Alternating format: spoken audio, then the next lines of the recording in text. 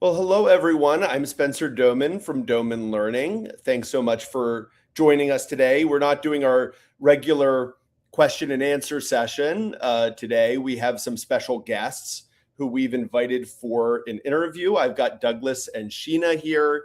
Uh, Douglas and Sheena are the parents of Resley. And, I learned about the work that Douglas and Sheena were doing just by finding a video online of them using an encyclopedic knowledge program with Resley and her at how old is Resley now? 21 months. 21 months. Okay.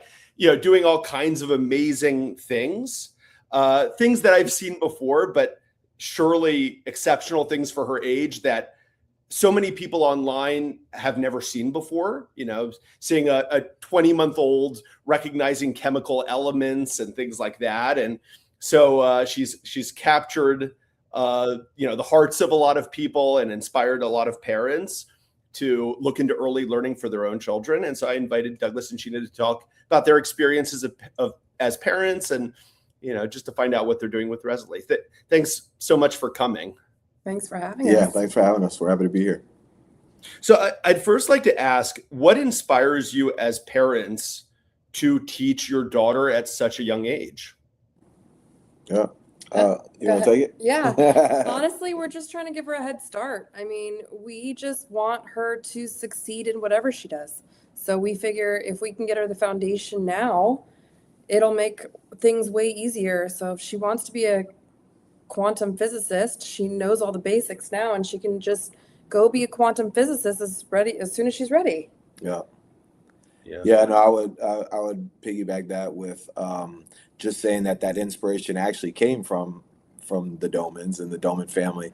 From before she and I had Resley, I had already read several of the Doman books that your grandfather had written, and also one that your dad had written. And I was already inspired that toddlers could do this. Resley's older brothers and sisters also started early, but I had never started this early. And so starting at birth was definitely inspired by the Domans, which is why we were happy to do this interview with you. And then what Sheena said, that we just want to set her up for success in life, that she can come across anything she wants to do and not feel that she can't do it. That's beautiful. And Douglas, you mentioned that you gave your older children an early start, and I'm interested in knowing, now that they're older, a bit more grown up, what difference do you feel that made for them? Well, I'll tell you one thing. Punishment is a lot different. I joked about it with my daughter yesterday, my 16-year-old, who's the second oldest. And I said, the way I got to punish you guys is take away your books and give you guys video games. It's like the exact opposite. You know what I mean? These guys are, all of them, voracious readers. I mean, they just all the time want to go to the library, get new books. I mean, it seems like every couple of days, it's like, yeah, I just finished those 6 books I just got a couple of days ago. I need some new ones. That's how they are entertaining themselves with fictional novels. They're all straight A students, National Honor Society. They're all many years advanced. Wow. My son, who is an 8th grader, is taking junior high school mathematics. Just every single kid is far accelerated in the public school system.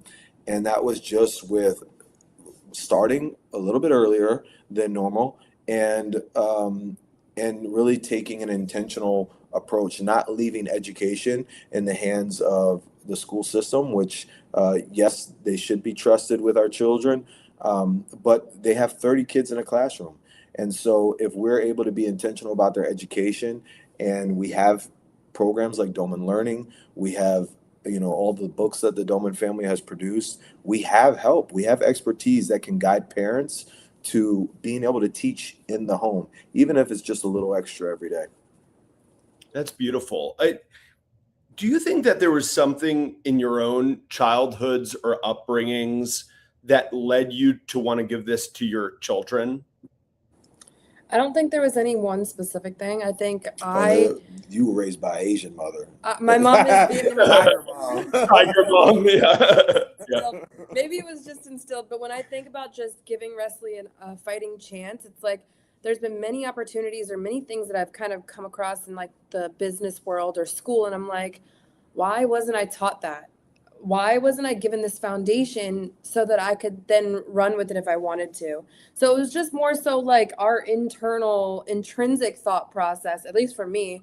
It's, I already had the foundation laid out for me because my mom's Asian.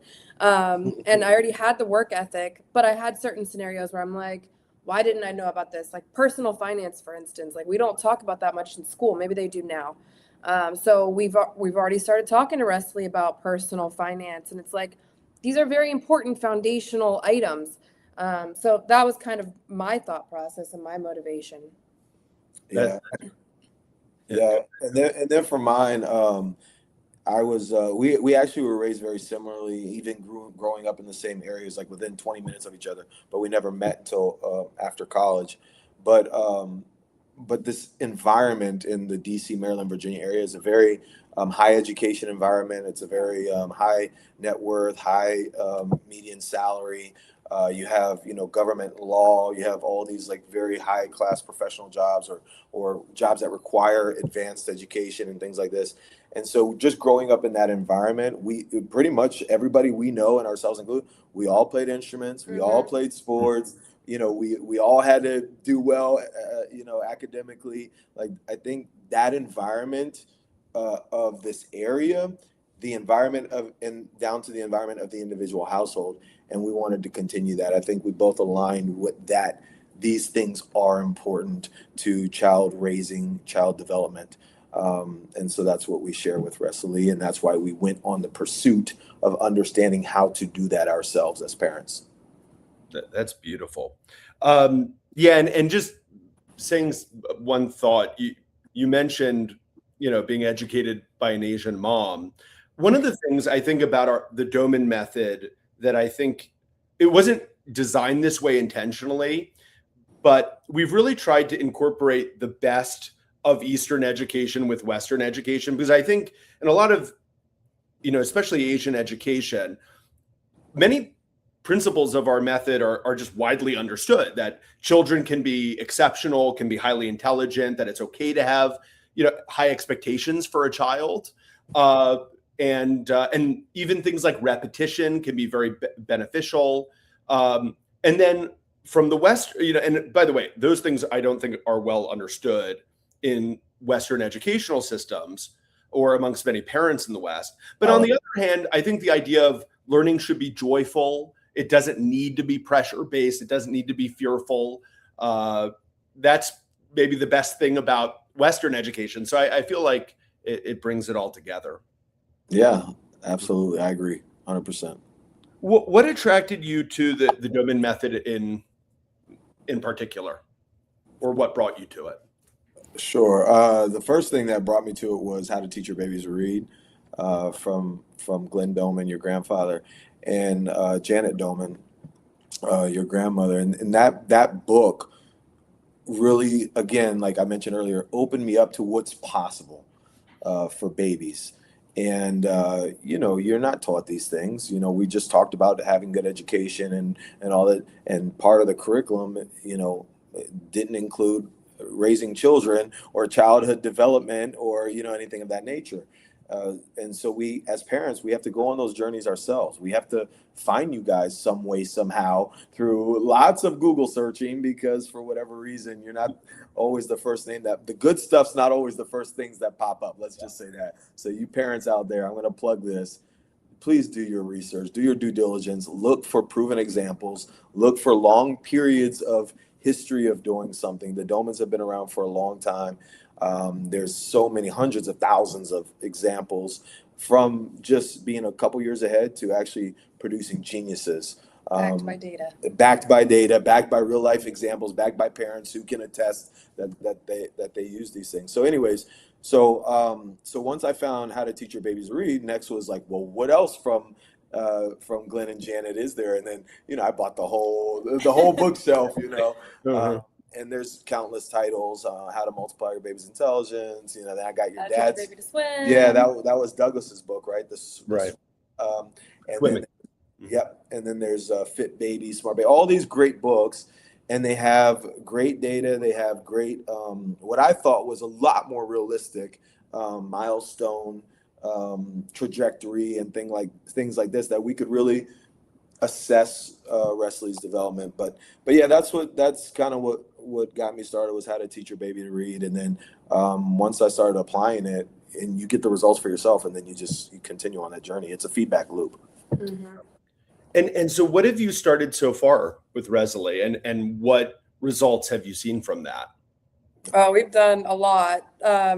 So it's funny because I liked the book because it was so specific on what was needed. 22-inch by 6-inch by, the writing should be blank with this much margin.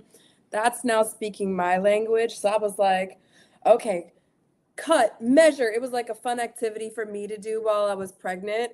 So for me, we put in obviously the words, so the whole words, and we did, I think, 250 flashcards before Wesley was even born. And I'm like, we're on an agenda day one.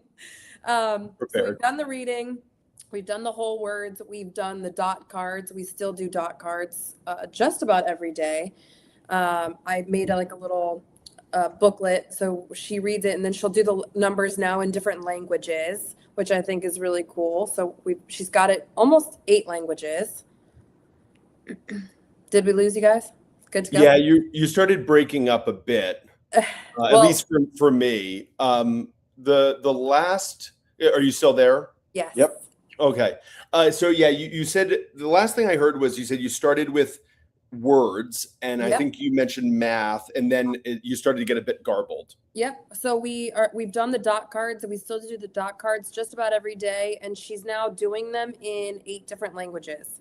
Wow. So I think that's pretty cool. So it's, as soon as she got English down, all of a sudden it was Vietnamese, then it's Spanish, then she's now doing Mandarin on her own. We've posted a bunch of videos on that.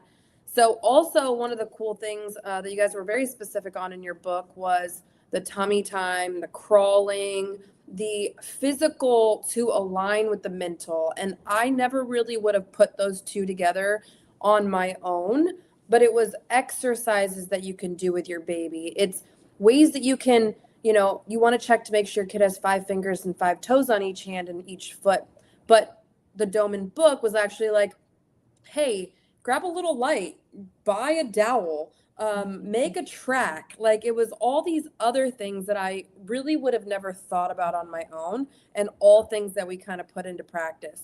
When I tell you we were very literal with the book, we were to the T 3 to 4 times or 3 to 5 times a day. We had the milestones taped up on our wall to go, is she tracking superior or not? Mm-hmm. And if she wasn't tracking superior, like for creeping, for instance, we're like, what are you doing? We're like, is she just gonna walk, or what is she doing? So we're like, you're behind. But we were very literal with it. And, just having that guidance, I think, was really cool to be like, according to Doman, who has all this data and all these statistics, she's tracking superior. We're doing something right. And if we're doing something right, then we can continue to build the foundation quickly to then numeracy and vocabulary and reading, I think, are 2 most important things. As soon as she can read by herself and she can count and do math, she's going to be super autonomous by herself. I hate to say this, she won't even need us anymore. We'll be there for questions and stuff like that. But as soon as she can be independent is the minute that we can all kind of go on and do even greater things together. So that's kind of our thought process with Wesley. It's use Doman, it's proven. Do it to a T, figure out what else might work for us, but really focusing on reading and numeracy. Really, that's the basics of it. And then obviously keep her physical. She's a very active kid. So when she's very physical, it actually starts to soak into her brain more and more. And we've realized that when we pair the 2 together, she actually does better. Yeah, agreed. Right. Yeah, and if anyone has any questions that they'd like for me to ask Douglas and Sheena, just drop them in the comments, and I'll be happy to do that. Awesome. What are Wesley's favorite things in the program, and how does she show you what she's learning? So I can answer that. Yeah. So between I'll say 10 months to probably 16 months. Yeah. Excuse me. Her favorite were those bits of intelligence cards.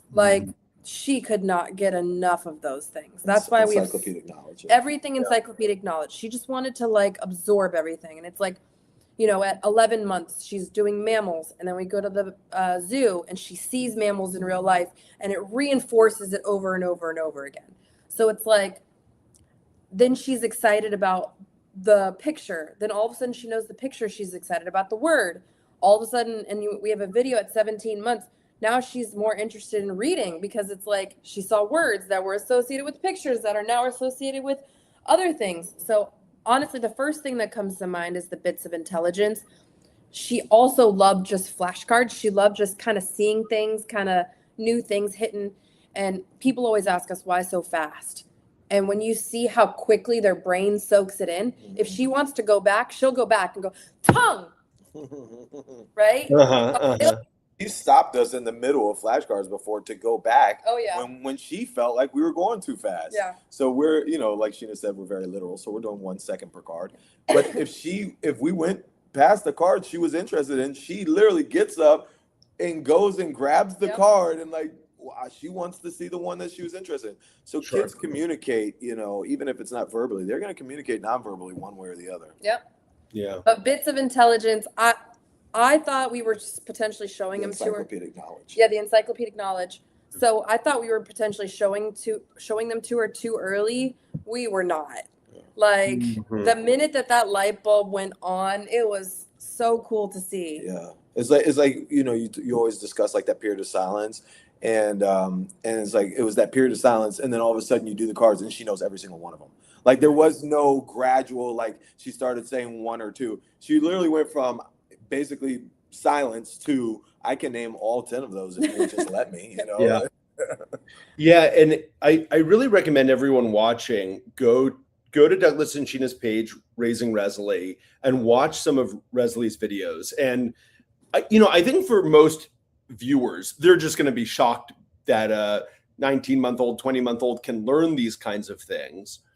For me, the thing that never ceases to surprise me, even though I've seen it so many times, is the deep appreciation that children have for very sophisticated subjects. You know, I remember with my nephew, when he was about 20 months old, his favorite set of cards were, parts of a car engine, you know, and by the way, now he's 16 and he's a car enthusiast and knows a lot more about cars than I do.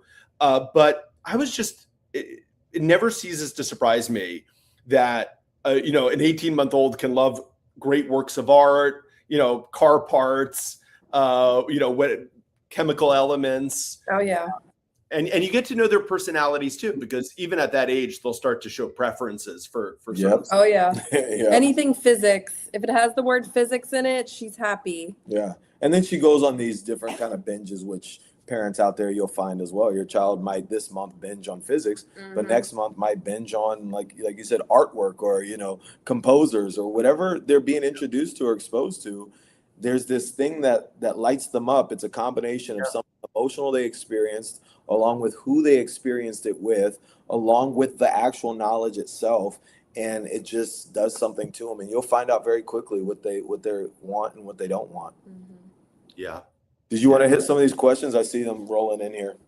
Yeah. So I see a question here from S. Seamuff, who says, do you recommend using CVC vocabulary? CVC stands for consonant, vowel, consonant. Do you recommend using that vocabulary at the very beginning for a toddler starting for the first time?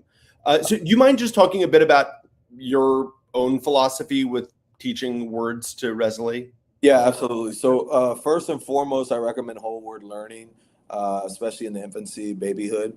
And then once they've developed that, concept of the whole word, I definitely recommend including phonics along the way, which is what CVC is.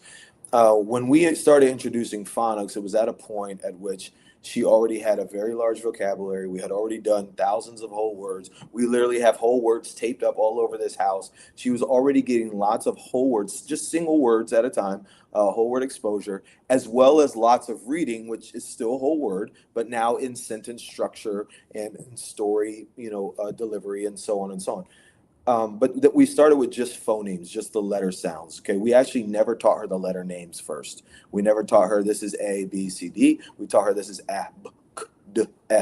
Okay, and then once she had all 26 phonemes, which you can start with consonants and then go to short vowel sounds. Once she had all those consonants and short vowel sounds, then we went on to blending just 2-letter, 1 vowels. And so that was like an A and a T, and it's like say this one, and then blend them together. So at. Okay, so once we got that down, then we started introducing CVC, or what is just 1 vowel, 3-letter words, and then also 1 vowel, 4-letter words. Like say the word stop, for instance. She can sound out s, t, a, p, and then put it together to form the word. And then, so that's the stage we were kind of moving on from now, but we're still kind of there, which is 1 vowel words, and then we'll move into 2 vowel words quite soon. So she's already reading 2-letter and 3-letter words. I hope that answers your question there. And does she enjoy reading? Yes. So to that point, which is another reason why you start with whole words and reading first with the child before you ever try to introduce phonics. You've got to develop that love and desire to want to learn how to read. And that comes from the love of reading.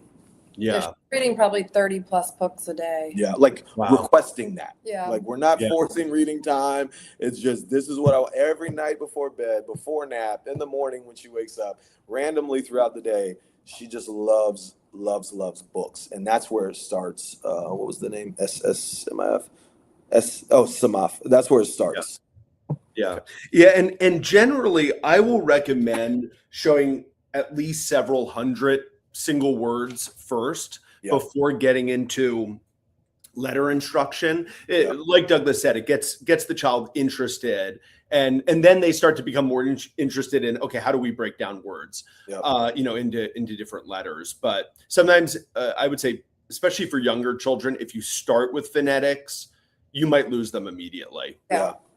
I agree. She's very don't active. Start with phonics. I would never recommend that. She is very active. So the phonetics doesn't always interest her. Books always interest her for sure.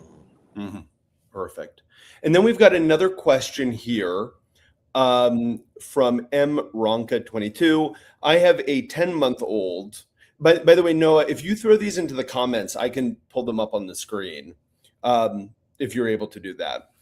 So Emranka says, I have a 10-month-old. I'm showing him flashcards, but he doesn't really like the dot cards, the quantity cards. I don't know how to get him interested. How do I know if he's really absorbing?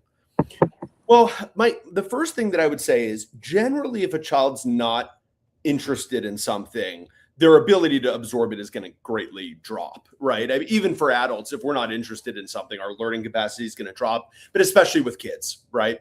And so the number one goal is to get him interested in it. And, just a couple of thoughts, I always like to tell parents, one great thing you can do, it's probably the best thing you could do to overcome a child not enjoying a, teaching session is to send us a video. Because very often when I see a video, I'm like, oh, I'm so glad I got to see this because it helps me figure out something that I never would have known with, 50 back and forth, things like, sometimes they're just things like there's noise in the background, which is distracting, or there are too many cards being shown in a session, or, it's being shown too slowly, just things like that. Yeah. So I do recommend, sending a video to hello@domanlearning.com, and we'd be happy to give that a watch and just give you our comments back. And I see. Can I piggyback that? Yeah. Go ahead, please. I was just gonna say there definitely was a period of time where Wesley wasn't interested in them either, and she goes back and forth. So maybe she is today, maybe she's not tomorrow, maybe she is this month, maybe she's not next month. This is common also. But if they're not interested in dots at that moment, and you want to continue teaching numeracy, grab some grapes, grab some berries. Spencer, you and I talked about this last time with the quarters. Or a coin of some sort. There's other things you can do to introduce that same principle of seeing numbers, understand greater than, fewer than, and those kinds of mathematical concepts, early mathematical concepts, without using necessarily a red dot flashcard. Yeah. I remember one specific instance where he was sitting in the back seat and I happened to be driving, and he counted Wesley's toes. They counted to 10. And ever since then, she's been so interested in counting to 10. Yeah. So you never know what counting scenario is going to kind of make them excited about counting. Yeah, Count everything. Yeah, thank you both for saying all of that, because I think that, whether it was, counting her toes, whether it was you made it into a game and she was like, oh, math can be fun, or it might have been just the practicality of it. Like, oh, you have to count fingers and toes. That makes sense.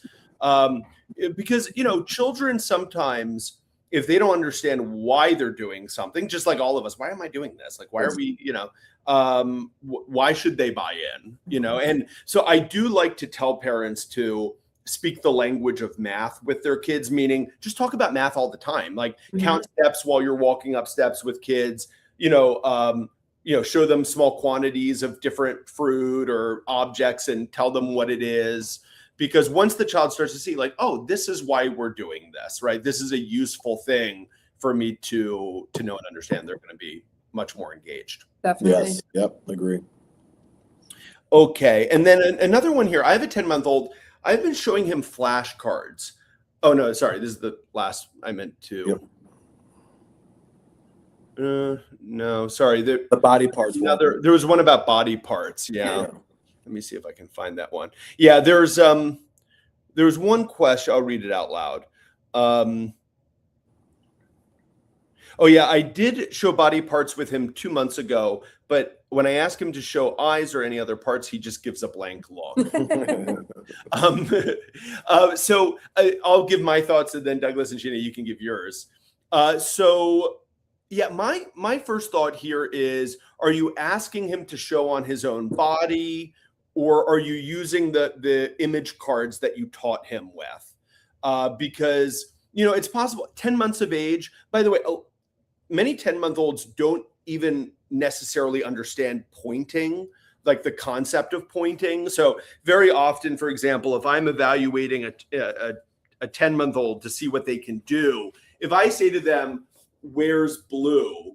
very often they'll just look at the color. They won't necessarily know to point for it. They don't know that's what we want. And sometimes I'll even see parents say, they'll see the child's looking at the correct answer and they'll be like, "Grab it, touch it," and sometimes the kid's like, "What do you want from me?" So, so sometimes children, first of all, answer with their eyes. But again, at that age, it might be more your child doesn't really know what you want from him. And so sometimes just using the cards themselves might be the best way to kind of see, what your child's grasping. How have you assessed in the past what Resley is getting? How have you done that? Honestly, it was just repetition for us. It was repetition. Like I always joke, if I did something 50 times with her and then all of a sudden he comes in and does the same cards, she all of a sudden knows how to vocalize them, knows all the cards, knows everything to a T. And I'm like, you've known this the whole time. So sometimes it's a matter of just bringing in a third party they're excited to show something to. Honestly, it's just repetition. Sometimes it just feels like you're kind of going through the motions, but always doing everything in joy. She has to be excited about it. Whether or not she actually vocalizes or points to it, I didn't realize that she was actually catching on as fast as she was. So it actually surprised the heck out of me. Yeah. And then when I did get that feedback loop and reinforcement, it made me like go in deeper. So it's like all it took was that one day for me to be like, "You knew this?" Yeah.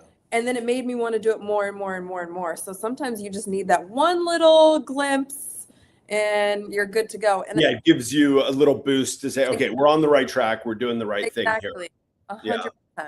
Yeah. Yeah. Go ahead, Douglas. I was going to say, I want to add to that, but first I was going to ask Sheena. Sheena, maybe you can help. What was the name? I always like to get the names. Ronka 22. Maybe you can help. What in those situations where Wesley is not giving you that feedback, what do? I just continued. I knew Doman was backed by science, so I just continued. I'm like, it's a part of our everyday, like we're reading, we're doing flashcards, we're doing math, we're doing this Yeah. every day, multiple times per day. You know, it's almost like we had stations, but they weren't really stations. They weren't like that organized, Yeah. but we had specific areas. So we had like a corner for flashcards, we had a corner for books, we had a corner for math, and it was like dedicated areas so that all she could focus on was that one task. If we were in that area, that's what she knew she was going to be working on, right? No distractions. Like that's what we really wanted to focus on, not just a room full of clutter. So that would kind of be my suggestion too. I've noticed that if we have a lot of things sitting around, her focus goes quickly too. Yeah. So, Emranka, don't get discouraged when the child is not, say, verbal, or they're not giving you a more obvious action. Like Spencer mentioned, it could just be the eyes. Maybe they're not pointing or grabbing the card or whatever. Don't be discouraged by that. Just keep rolling to a specific program. Don't sit on that one card waiting for that action or trying to provoke some kind of action. They're getting it. Just, trust that it's working and that they're understanding, and they will. I mean, we've had plenty of that with Wesley. Yeah. Plenty of those times where she has not done anything that lets us know she is getting any of it. Yeah. Even if or when, like you mentioned, they've already done it in the past. There's times where she's done many things in the past that she won't even do anymore. And it's not because she doesn't know them, by the way. It's just because probably she's not interested anymore. She wants something new, a novel, maybe, I will say too, one thing that you might want to think about is doing a pause. So maybe you do all 9 or all 10 cards and pause on the last card and see if they give you any feedback, where you're not asking for it per se, but maybe they're in a mood where they actually want to tell you what the last card is, or you do all 9 cards and the 10th card you just kind of wait. That's another kind of tactic I guess we've done too. Yeah. And this child is young. I mean, 10 months old, may not have any words of speech yet. Yeah. When did you feel out of interest? When did Resley start to become interested in showing you what she knew? And by the way, it's a very personality dependent thing. So all kids are different, but when did you start to see her want to show off things? Well, I think she was like 8 or 9 months old, and we did the vegetables, and she was interested, but she had no idea how to say the word. She said bleb, bleb, bleb. Oh, so she was kind of like vocalizing, but it wasn't the word. It didn't sound like the word. Yeah, exactly. It was like kale. I said kale. She said bleb. Like, oh. She's interested, but she has no idea. I think we did it again 2 months later, and it was night and day. So it's like she slowly went from like wanting to verbalize something, she wanted to be a part of it, and then all of a sudden we're continuing, and then all of a sudden it's like she knows them all. Yeah, that's great. One more question for you, and then I think we'll kind of move over to reading. What are the values that you're hoping to instill in your kids through early learning and teaching them at a young age? You want to start? Yeah, the values specifically through early education are one, confidence, self-confidence. There's nothing more, I don't think anyways, Sheena, you can correct me if I'm wrong, but there's nothing more important to Wesley's lifelong success than self-confidence. Her ability to believe in oneself and her own abilities. And a lot of that is built, if not all of it, a lot of it is built through action, through taking action. Sometimes you miss it, sometimes you fail, sometimes you fall short, but to continue on until you accomplish whatever it is that you're trying to accomplish. If you can start that early in life, are you still with me? I'm still here, yeah. Okay, it looked like we had a delay. But if you can start that early in life for the child, then by the time they're school age, they're already believing in themselves to a degree that's so high that, I mean, you would think this kid just, knows it all, and they don't. They just have had the practice. That's it. I mean, nobody's born with this thing. The smartest people in the world, the highest IQs, the greatest golfers, the best, at whatever, pianists or whatever, anything, any kind of field of expertise, they all started as crying babies that were pooping and peeing in their diapers. And so they all required some development, regardless of whether they had some genetics that made them super tall and that gave them an advantage to play basketball.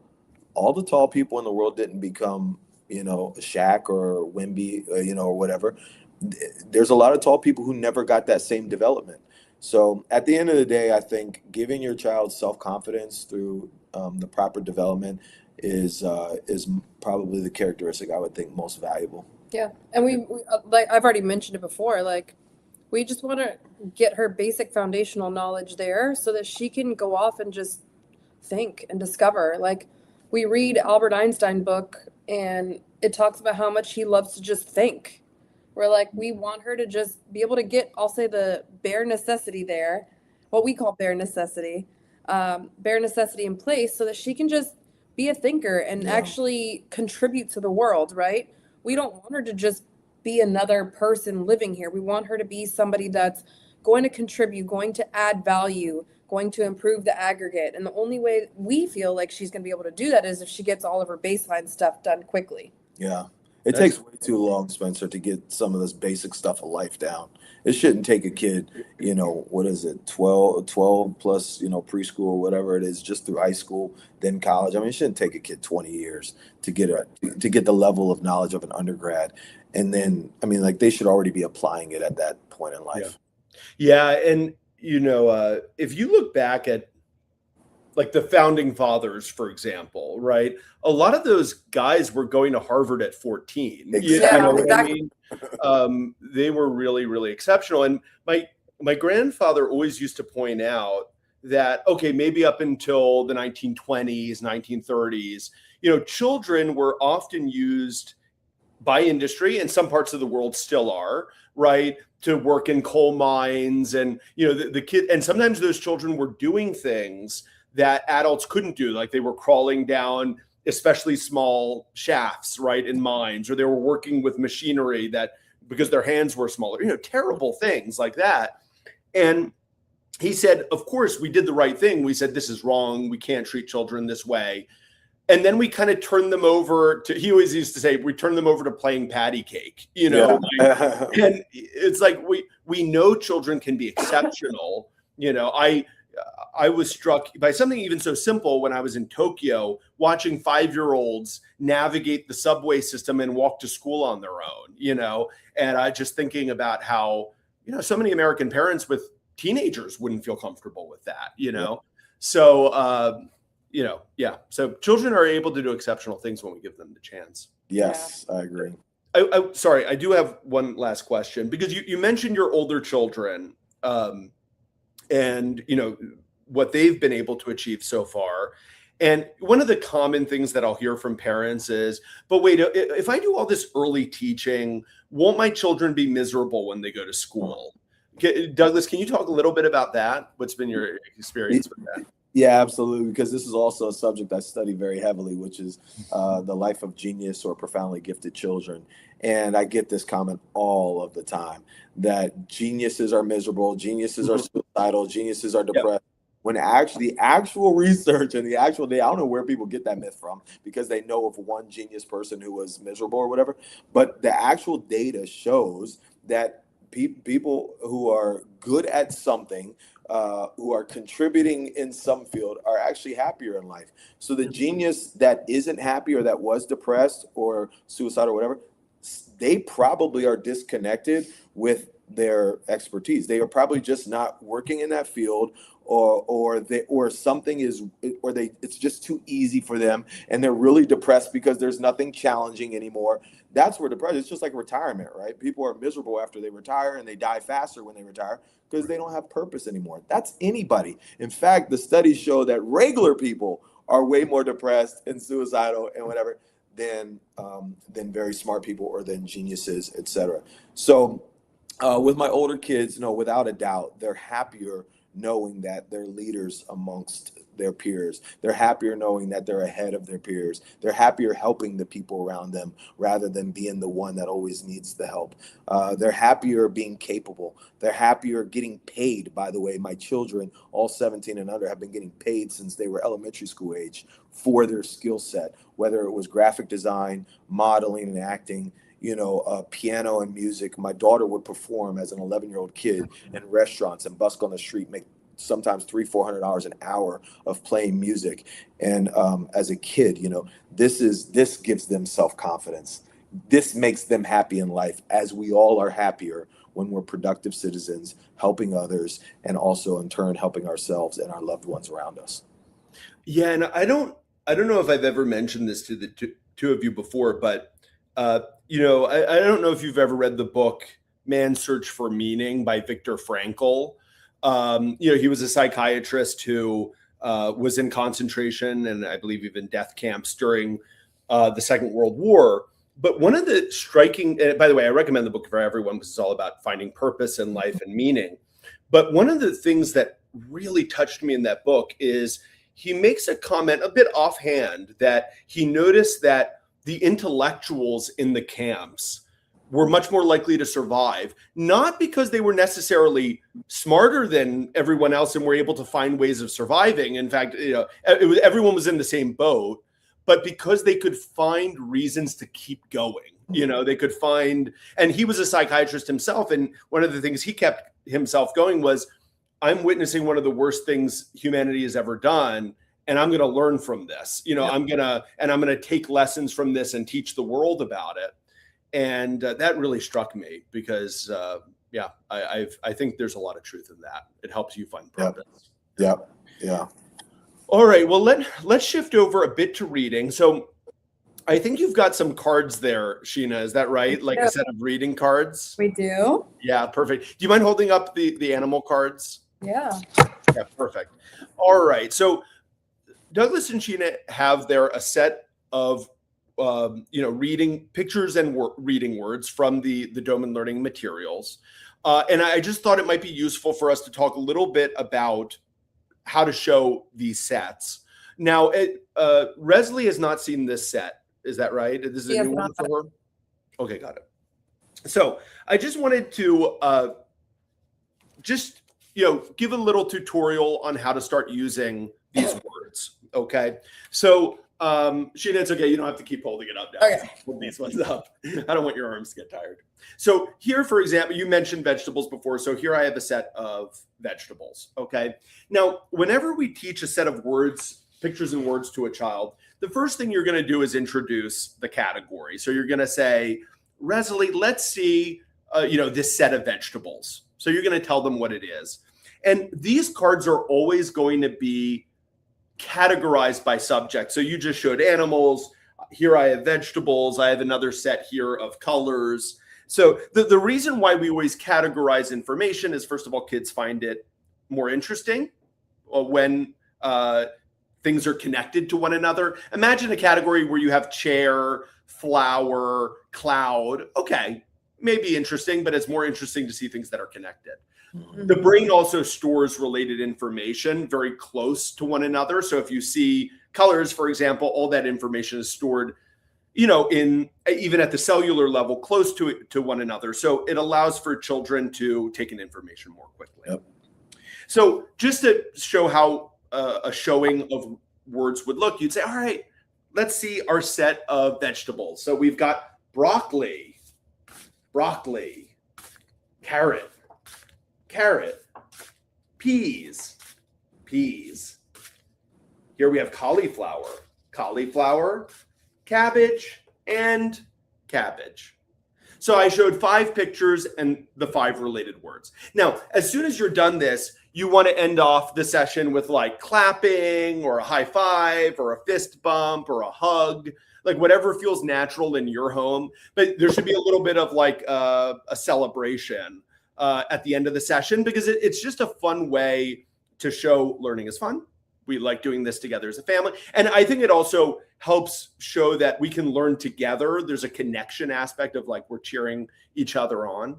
Out of interest, what did the two of you do with Resley? What's her favorite? We clapping a lot. Oh, we do Good a lot job, of clapping. Good job. Yeah. If We'll we're in a really playful mood, we'll go like hug her and kiss her in the neck. Yeah, like wrestler or something. Yeah, perfect. Yeah, very good. Now, when you show a set like this, as soon as you're done it, you're actually going to shuffle the cards. So you're going to put them into a different order, right? So I'm going to move some things up to the front, other things to the back. And the reason why is if you show things in the same order every time, children are actually very impressive at memorizing order. So they'll start to learn cauliflower, broccoli. It's always in the same order. So it's less interesting. And then they're also less likely to take in the information. So for example, if this was our first set of words, we would show this 3 times in the day, right? In different orders. And generally when we start this, we would show it for 5, maybe 7 days maximum. We don't generally go beyond 7 days because many children start to get bored. Some children even their limit is much earlier than that. Some children after 3 days, they know it, they don't want to see it anymore. Out of interest, like what is Resley? Is she the kind of kid who will see the same set 1,000 times, or does she hit a point where she's like, enough of that? It depends on the cards. Some cards she can do 1,000 times. Some cards she's like bored, done. Done, yeah. How do you handle that when she tells you I'm done? We're really big on eye contact with her when we're doing it. So, we're not just looking at the cards and going, okay, fish. We're actually going dog, and actually watching her to see what her body language is. If she's just like, nah, then we'll move on quickly, or we'll go fast, or we'll think about, switching out the cards. But really, it's all about just reading her. Yeah.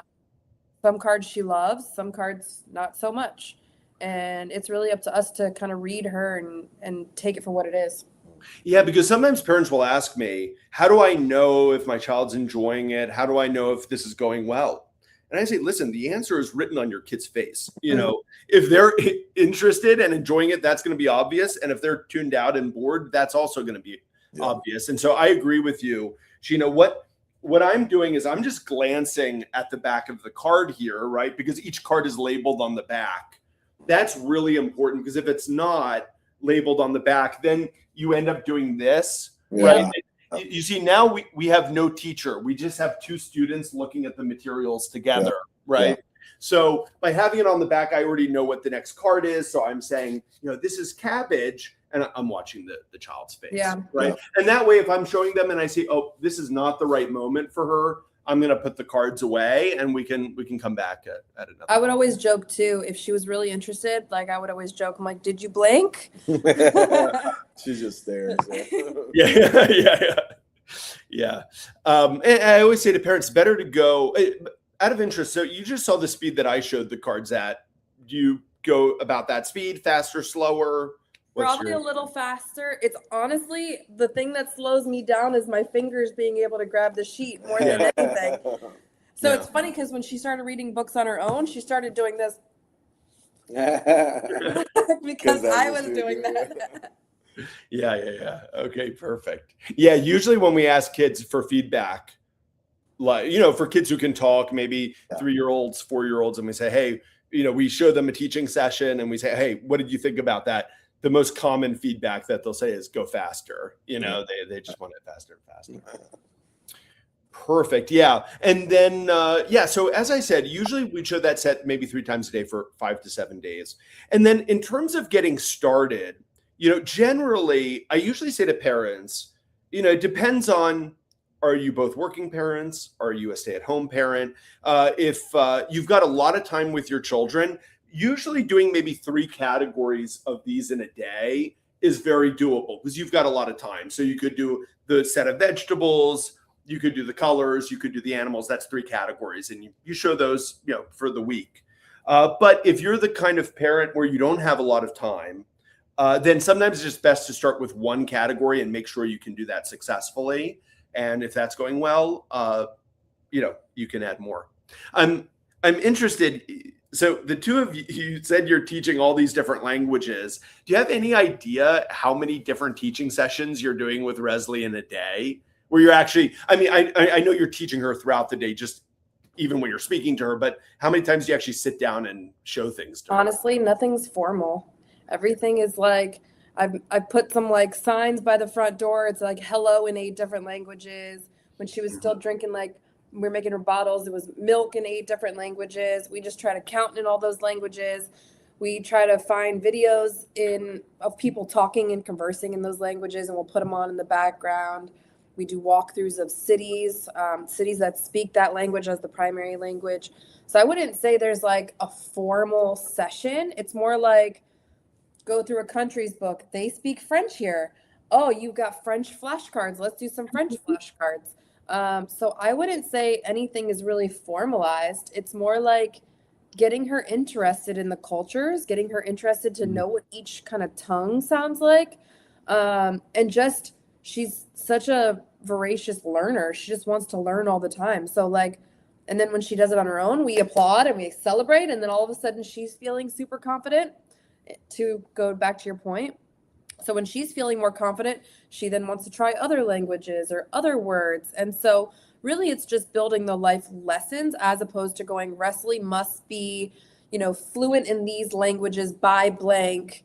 Because really at the end of the day, English is her primary language. My mom is Vietnamese, and it's funny because we try to encourage my mom to speak Vietnamese to her more. But it's more like my mom's almost lost her confidence in the Vietnamese language. So where we're going is we just want to gain her confidence and get her really interested in a bunch of new things. And language is a way to do that, whether it's through food, songs, etc. Yeah.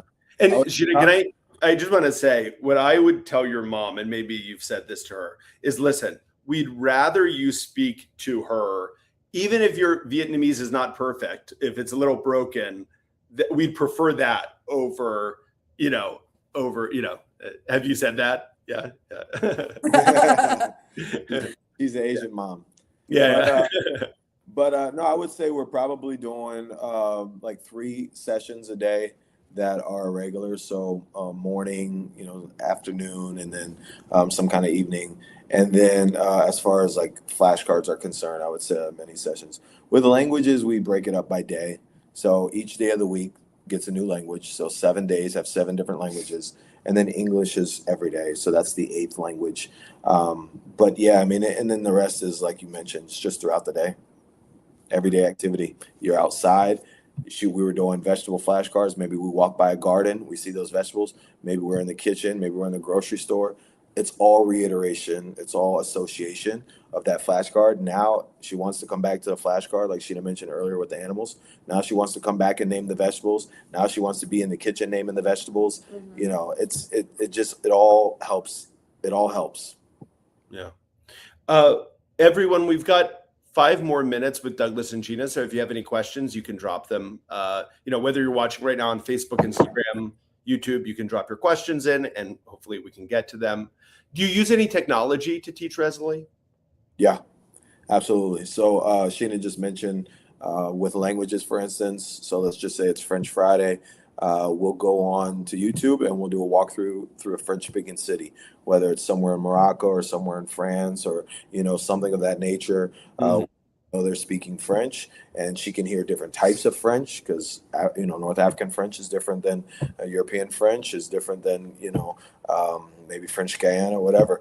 And so anyways, we'll do something like that. And then we also use YouTube for music. So we do live performances. We do absolute pitch training, so pitch matching, and like bells. We have bells that she works on for pitch training and the musical instruments. But then we also like live concerts, like Adele or U2 or whoever, whatever band or individual singer we're thinking of that day.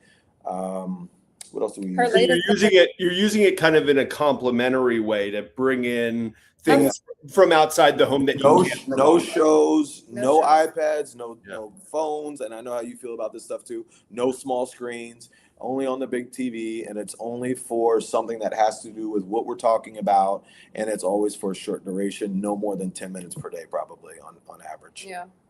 Her latest thing has been vocal training with Cheryl Porter. So she wants to go me my momoo like every morning. So that's been fun. And then like Statue of Liberty, she learned in her Elements book. We took her to New York. Now she wants to see the Statue of Liberty on YouTube from different vantage points. So we'll reiterate. And now she likes singing Alicia Keys and Jay-Z's Empire State. Empire State. So that's been her latest, because that was also on one of her videos that I showed where she was naming the Statue of Liberty in New York. So anyways, it all, like I said, it's all this. Yeah, it's all loop. connected. Yeah, it's all connected. She loves her own videos too. Oh, does she? That's Yeah. nice. So we have a question here. What is the minimum time between a session and the other? I always say to parents, if you read a lot of the Doman books, it'll say 15 minutes. Generally, I recommend 5 minutes, just because I found that that's enough time that children are usually happy to come back and see more, and also because my grandfather wrote How to Teach Your Baby to Read in 1964, and we live at a different age, and often time can be harder to find. So yeah, I say 5 minutes. Do you live by any specific rule? We don't have a hard and whatever. fast Yeah, rule. whatever. When it's time, it's time, and you Yeah, make it yeah. works. Yeah, got it. All right, and there's a nice comment here from Dahlia, who just said, "I don't have a question, but I want to thank them for their work and their inspiration." Oh, that's very nice. I wonder if it's the same Hi, Dahlia. Dahlia. It is. Yeah. Hey, Dahlia. Dahlia. The full name is Dahlia Abdullah Hassan. Yeah. So Dahlia, cool story about Dahlia, and thank you, Dahlia, for that. Now I'll brag on you a little bit. Dahlia also has been taking what we've learned from the Domans and what we've taught to our community, and Dahlia has been applying it and getting great results with her child as well. So we're happy to have Dahlia, and she's a great testimony that this stuff does work for anybody. We've been chatting with Dahlia a bit on our network, so Wonderful. it's all here on here too. Well, welcome, Dahlia. So, Douglas and Sheena, we've got a couple minutes left. Do you mind just telling people how they can find you, follow you, all of that?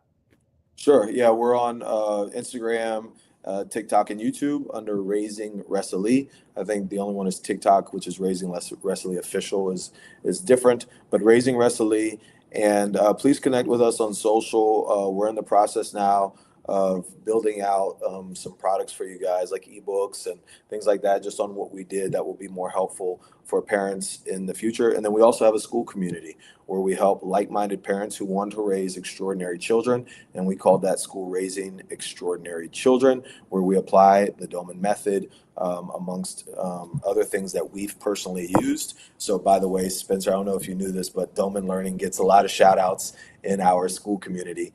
And there we have over 35 different countries represented with over 151 members. So it's a great way to connect with other parents and feel supported and get lots of great feedback and information and tools. Yeah, we've been having a lot of conversation on there about multiple languages too, which I think has been really cool because you get all this representation and everybody might have a different approach. So having like-minded individuals provide their approach, I think is really cool because it may give us, that's the one reason why we're online. It's like we found all these things online and we wanted to share our journey because we were getting other people's journeys and they were documenting it. So we wanted to make sure we were kind of sharing that as well.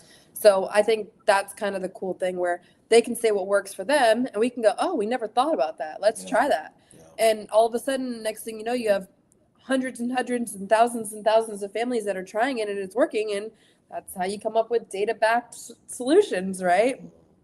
Absolutely. Yeah. And I want to thank the two of you because, there's the old saying, a picture says more than 1,000 words. But I think, I don't know what the saying should be for a video, but, and I think that videos have really inspired parents to say like, okay, this is something that can really happen. And not only that it can happen, when I watch videos of you and Resley, of course, there's the amazing thing of her showing how smart she is. But for me, it's more what is kind of, I'm trying to think of the word, you can see that she's truly enjoying it, and I think that's and she's a real kid, she's a 21-month-old who just happens to have extraordinary abilities. She's not, performing, she's a real No, not at all. Yeah. No, our whole motto was document, don't create. Like we literally are we're not trying to set up video and create video and all that. Obviously we're conscious about what people are seeing on the other end, but no, it's just documenting her everyday life. We joke about it because it's like, we'll be hanging out with her. I'm like, why didn't we have the camera on? We missed 90. Yeah. You missed some great moment. Yeah. Anyway. All right. Well, thank you. So, anything else you want to say before you leave off, or you think we've covered everything? Yeah, I'd like to say thank you. Thank you to Yeah. you, Spencer, and Noah behind the camera there, behind the scenes. Thank you to the Doman family. You guys have kept this message going from your grandfather's, early start back in the 1950s. And it's helped, countless families. Like I always tell you, Spencer, that all the families you don't know about that didn't post, the results on Instagram or whatever, how you found us, by the way, there's so many families out there that have used the Doman method. I remember telling you about the Polgar sisters, who Netflix just made a documentary on, Judith Polgar, by the way. And Right. their dad, Laszlo Polgar, and he mentions your grandfather 5 different times in like the opening chapters of this book as to like things he studied that he applied to raising the greatest chess player ever, and the greatest female chess player ever in history, still to this day. And so sometimes you'll never even know of the millions of people that the Doman family has affected positively through your work. And so you've inspired us to continue, helping others as well. So thank you guys so much. We can tell you care about this topic, and that's huge. Yeah. Just like in child rearing, if you care, it'll show. Yeah. Couldn't agree more. Well, it's a good note to end off on. Thanks so much. Yes. And everyone, follow Douglas and Sheena at Raising Resley, and just keep up the great work. Thank you. Please reach out. Please reach out. We love to hear people's stories. Yes. Yeah. All right. See you guys. Have a good one. Bye, everyone. Thank you.